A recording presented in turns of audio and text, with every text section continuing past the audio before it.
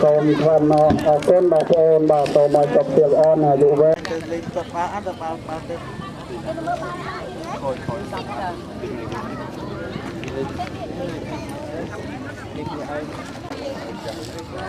ផ្ទះណាបាទអរគុណ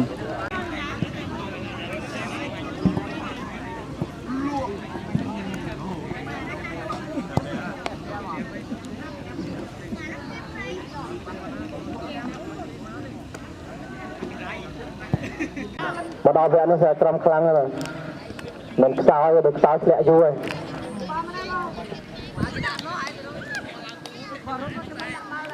បាទដល់លេខ4ចៃអានោះខ្ញុំមកដល់មួយអត់យ៉ាងណា